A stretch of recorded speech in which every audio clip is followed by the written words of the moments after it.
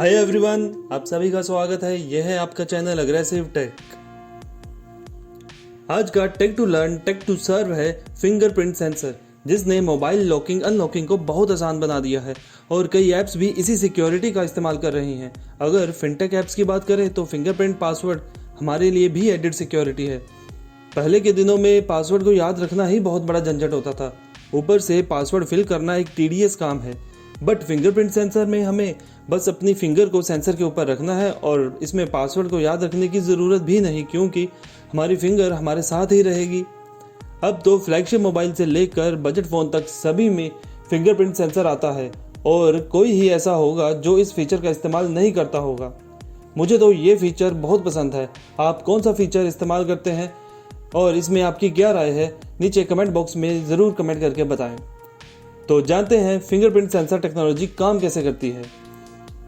दोस्तों, सबसे पहले इस वीडियो को पॉज करें और अपनी फिंगर के ऊपर बने पैटर्न को देखें।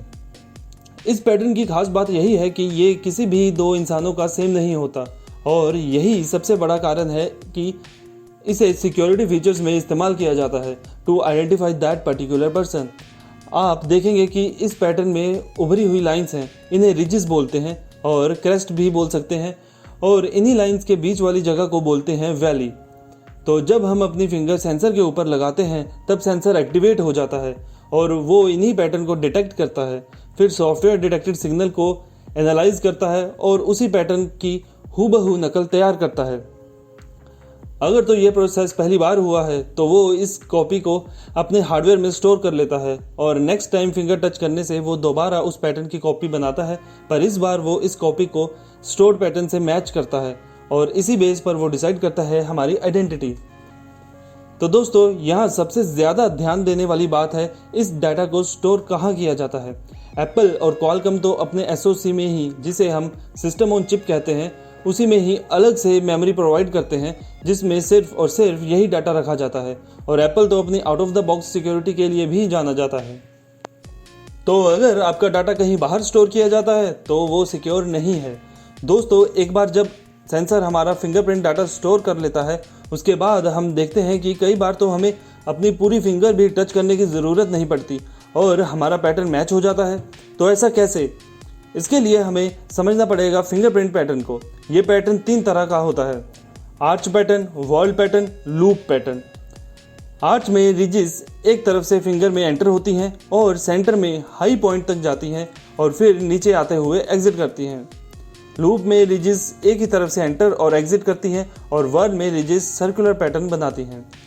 पर साइंटिफिक स्टडीज बताती हैं कि फिंगरप्रिंट पैटर्न्स इनहेरिटेड होते हैं। इसका मतलब सभी फैमिली मेंबर्स का जनरल पैटर्न सेम हो सकता है, हाँ उसमें वेरिएशन आती है। इसका मतलब थोड़ा और डीप में जाकर समझना पड़ेगा।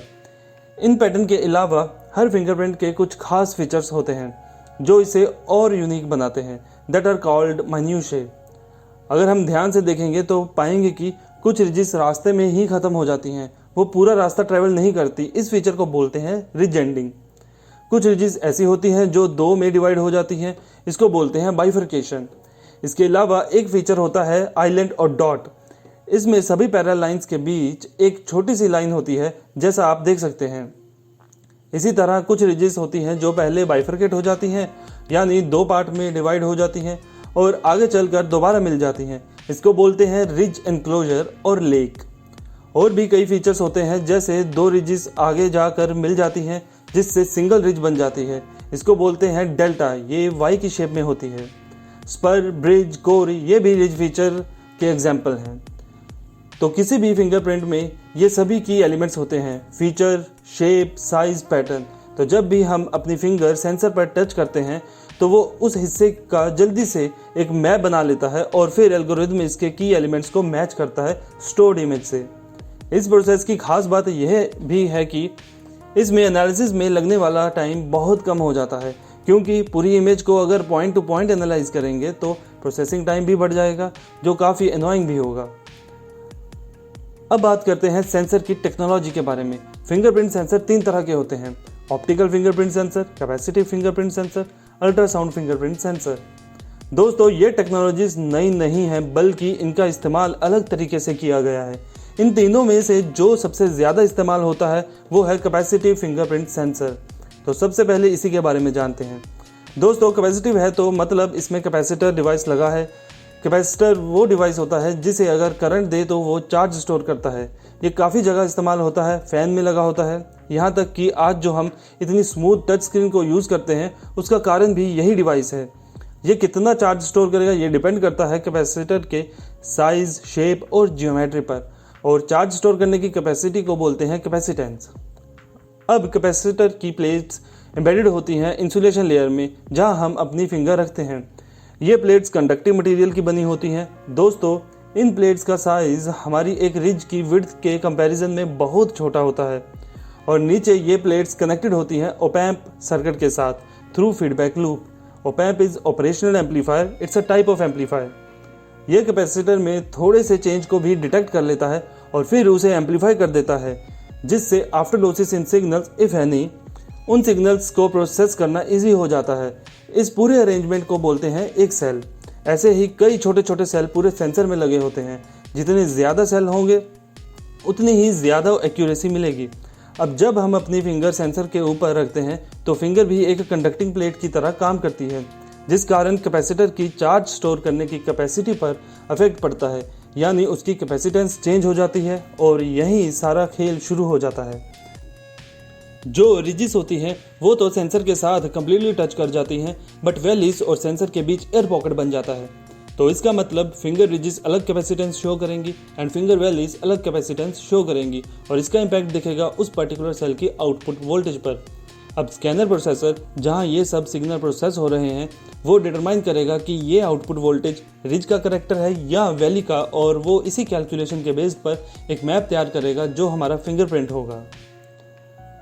सेकेंड टेक्नोलॉजी है ऑप्टिकल फिंगरप्रिंट स्कैनर। दोस्तों, ये काम करता है कैमरा की ही तरह। लाइट बीम एपर्चर से होते हुए लेंस में जाती है और उसके बाद सेंसर के ऊपर गिरती है।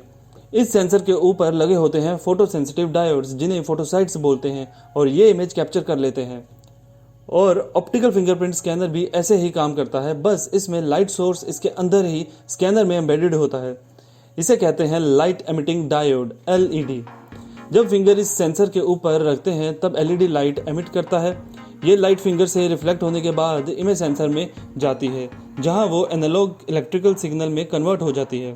इस सिग्नल को डिजिटल में कन्वर्ट किया जाता है, जिसे प्रोसेसर प्रोसेस करता है, और फाइनली फिंगरप्रिंट की इमेज तैयार हो जाती है। इस इमेज में डार्क और लाइट एरियाज होते हैं। जिस एरिया से ज़्यादा लाइट रिफ्लेक्ट होती है वो डार्क हो जाते हैं, और वो एरियाज रिजिस को रिप्रेजेंट करते हैं, और जिन एरियाज से कम लाइट रिफ्लेक्ट होती है वो लाइट हो जाते हैं, और वो एरियाज वैलीज को रिप्रेजेंट करते हैं। इनमें भी कैमरा की ही तरह CCD या CMOS सेंसर लगा होता है। दोस्तों, दोनों ही सिस्टम्स की सिक्योरिटी को ब्रीच किया जा सकता है, और बल्कि optical sensors are more prone to risk. आपकी फिंगर की एक high quality high contrast image भी आपकी सिक्योरिटी को रिस्क में डाल सकती है। कैपेसिटिव सेंसर्स को फूल करना बहुत मुश्किल होता है, क्योंकि अगर किसी मटेरियल से फिंगर की हूबहू कॉपी की जाती है तब भी उस मटेरियल से जो कैपेसिटेंस इफेक्ट आएगा वो अलग होगा, पर इसके लिए और भी तरीके हैं। कैपेसिटिव सेंसर का एक और ड्रॉबैक है कि आपकी फिंगर ड्राई ही होनी चाहिए। वेट फिंगर से सेंसर और फिंगर के बीच लेयर आ जाएगी, जिस कारण उसकी कैपेसिटेंस चेंज हो जाती है और सेंसर एग्जैक्ट पैटर्न नहीं बना पाता। इस कंडीशन में ऑप्टिकल सेंसर के ज़्यादा चांस है कि वो काम करेगा, बट अगर आपकी फिंगर वाटर से वेट नहीं है, किसी और लिक्विड से वेट है, तो हो सकता है कि ऑप्टिकल सेंसर भी काम ना करे। दोस्तों, ये दोनों ही टेक्नोलॉजीज 2D इमेज बनाती हैं, बट अब इसमें एडवांसमेंट हो चुकी है। अब नई टेक्नोलॉजी आ गई है जो है अल्ट्रासाउंड फिंगरप्रिंट सेंसर। ये फिंगरप्रिंट का 3D पैटर्न बनाती है। इसमें अल्ट्रासाउंड एमीटर और रिसीवर लगे होते हैं। जब हम अपनी फिंगर सेंसर के ऊपर प्लेस करते हैं तब एमीटर अल्ट्रासाउंड वेव्स एमिट करता है, जो फिंगर से जाकर टकराती हैं। यहाँ अकॉर्डिंग टू पैटर्न कुछ साउंड वेव्स एब्जॉर्ब हो जाती हैं और कुछ बाउंस हो जाती हैं या रिफ्लेक्ट हो जाती हैं। रिसीवर जो एक मैकेनिकल कंपोनेंट होता है, जब वेव्स इससे टकराती हैं तो इस कंपोनेंट में हर जगह अलग अलग मैकेनिकल स्ट्रेस प्रोड्यूस होता है according to the intensity of incoming waves, जिससे एनालॉग सिग्नल प्रोड्यूस होता है और बाकी प्रोसेस सेम रहता है। इस टेक्नोलॉजी की खास बात यह है कि इससे 3D प्रिंट जनरेट होता है। इसमें ना सिर्फ रिज फ्लो का पता लगा सकते हैं, बल्कि स्वेट पोर्स कहाँ और कितने हैं उसकी भी मैपिंग करता है, making this system more reliable and full proof. इसमें वेट फिंगर का भी कोई इफेक्ट नहीं पड़ता, बल्कि ये एक कदम और आगे है। इसमें ग्रीसी या डर्टी फिंगर को भी डिटेक्ट किया जा सकता है। इस टेक्नोलॉजी को सबसे पहले क्वालकॉम अपने स्नैपड्रैगन चिपसेट में लाया था with name sense ID 3D fingerprint technology. Optical और अल्ट्रासोनिक टेक्नोलॉजी दोनों क्वालिफाई हैं इन डिस्प्ले सेंसर की तरह यूज करने के लिए, but ultrasonic has upper as क्योंकि ये रेंज ऑफ मटेरियल से पास कर सकती है एज वेल एज ज़्यादा विड्थ में से भी पास कर सकती है। बट इसका ड्रॉबैक है कि नई टेक्नोलॉजी होने के कारण ये महंगी है और स्लो भी है। एग्जाम्पल की बात करें तो कैपेसिटिव टेक्नोलॉजी तो ऑलमोस्ट हर मोबाइल में है। Optical in display sensor OnePlus 60 और Huawei Mate 20 Pro में आप देख सकते हैं, और अल्ट्रासाउंड इन डिस्प्लेस के अंदर सैमसंग के Galaxy S10 और Galaxy S10 Plus में है। दोस्तों, आपको ये वीडियो कैसा लगा नीचे कमेंट करके अपने सुझाव ज़रूर दें और साथ ही में चैनल को सब्सक्राइब भी कर दें और इस वीडियो को ज़्यादा से ज़्यादा शेयर करें। Thank you.